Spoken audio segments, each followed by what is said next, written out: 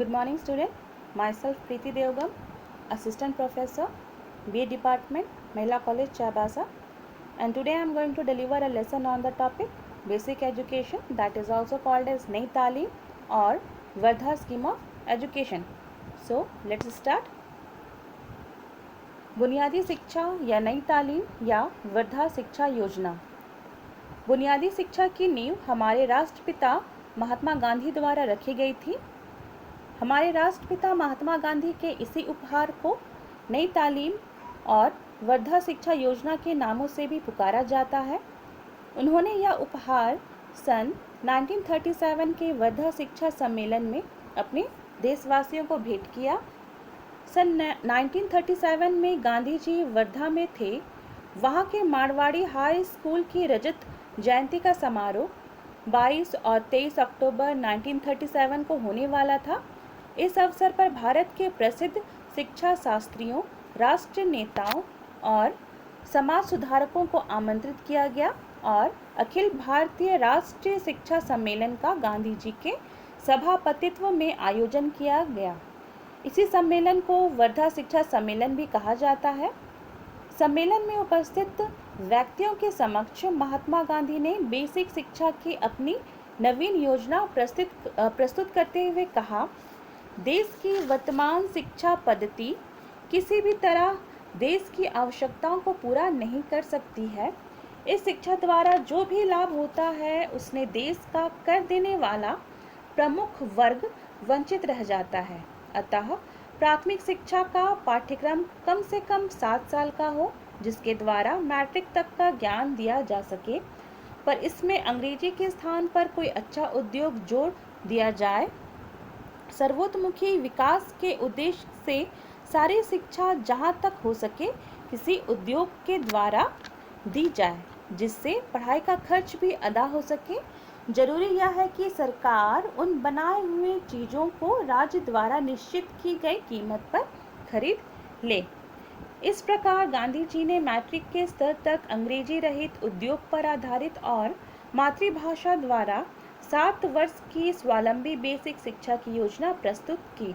तत्पश्चात सम्मेलन में भाग लेने वाले शिक्षा विशारदों ने गांधी जी की योजना पर विचार विमर्श करके निम्नलिखित प्रस्ताव पास किए, जैसे इस सम्मेलन की राय में राष्ट्र के सब बच्चों को 7 वर्ष तक निःशुल्क और अनिवार्य शिक्षा दी जानी चाहिए।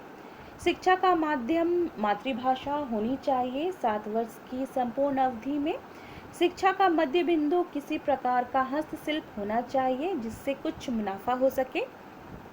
बच्चों को जो भी शिक्षा दीक्षा दी जाए वह केंद्रीय हस्तशिल्प से संबंधित होनी चाहिए और उनका चुनाव बच्चों के वातावरण को ध्यान में रखकर किया जाना चाहिए।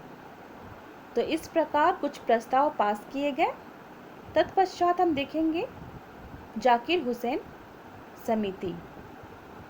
उपर्युक्त प्रस्तावों को पारित करने के पश्चात सम्मेलन ने दिल्ली के जामिया मिलिया के तत्कालीन प्रिंसिपल डॉक्टर जाकिर हुसैन की अध्यक्षता में एक समिति की नियुक्ति की गई। इसी समिति को जाकिर हुसैन समिति कहा जाता है। समिति को गांधी जी द्वारा व्यक्त किए जाने वाले शिक्षा संबंधी विचारों और सम्मेलन द्वारा पारित किए जाने वाले प्रस्तावों के आधार पर नई तालीम की योजना तैयार करने का काम सौंपा गया। समिति ने अपना पहला प्रतिवेदन दिसंबर सन 1937 में और दूसरा प्रतिवेदन अप्रैल सन 1938 में प्रस्तुत किया। तो इस प्रकार हम पाते हैं जाकिर हुसैन समिति द्वारा 2 प्रतिवेदन।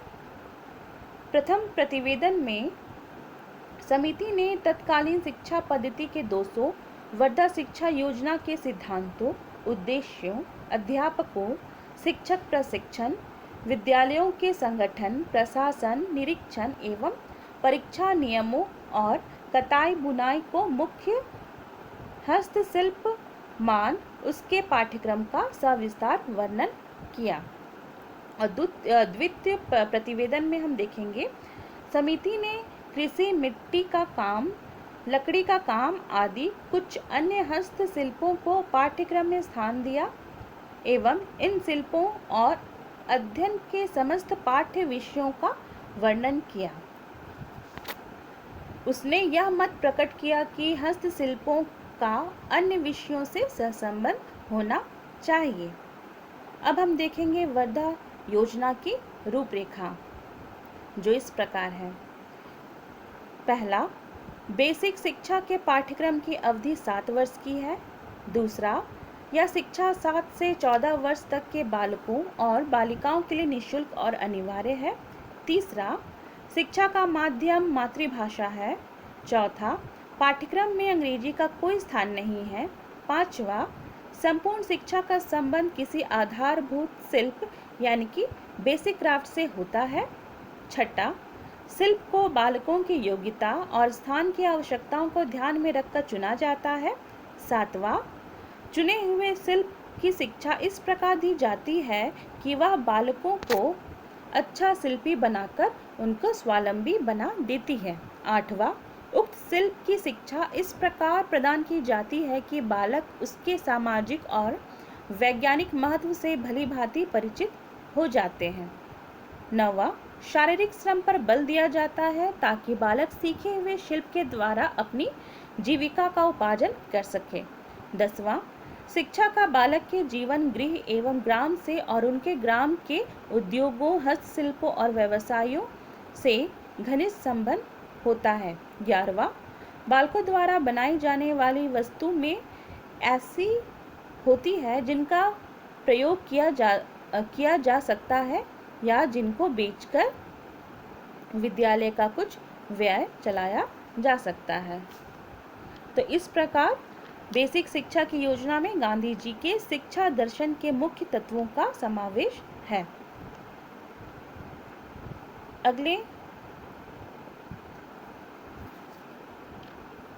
अगले टॉपिक हम लोग देखेंगे बुनियादी शिक्षा।